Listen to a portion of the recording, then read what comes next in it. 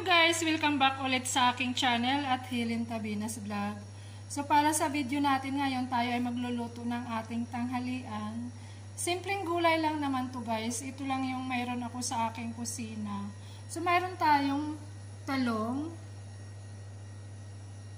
at isang mahabang sili.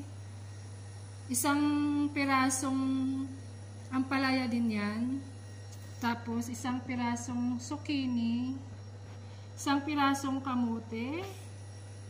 Tapos mayroon tayong kamatis at Maggi cubes. Mayroon tayong dilis na maliliit. Ang ating sibuyas, bawang, paminta, at ang ating olive oil at asin na ating pangtimpla.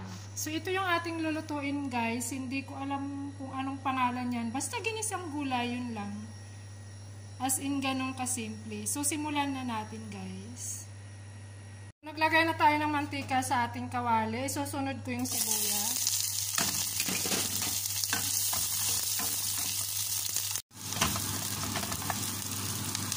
Lagay natin yung ating bawang.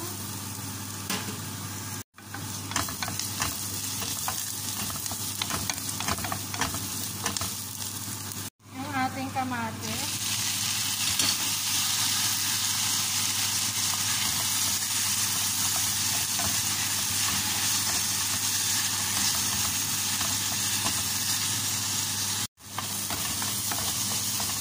Ilagay na rin natin yung ating kamote.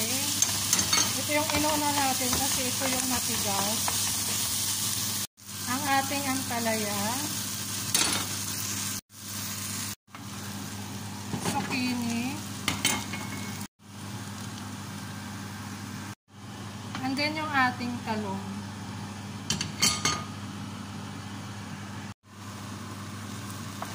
Halo-haloin lang natin. So ito yung pinaka-healthy na gulay guys. Wala lang tayong dahon ngayon. So okay lang yan.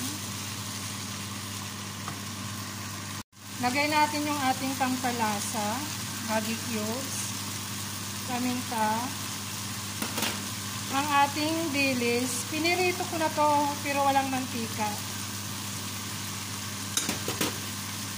So, yung ating mahabang sili at ang ating asin.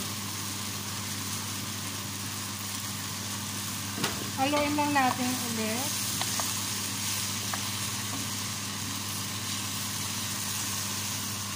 At maglagay tayo ng konting tubig.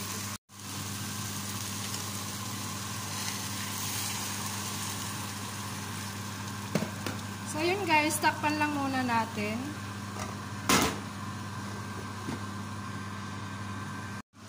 Tikman natin yung lasa.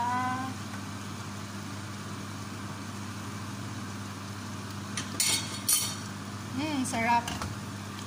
Naglasa yung dilis. Ganon din yung ating ampalaya na may kunting sipa ng mapait-pait. So, yan ang masarap dahil healthy ang ating ampalaya. Native na ampalaya yan, guys. So, mga 5 minutes pa siguro bago maluto yung ating gulay. So, yan guys. Malapit nang maluto yung ating ulam. Ito yung pinakamasarap at masustansyang ulam natin ngayon.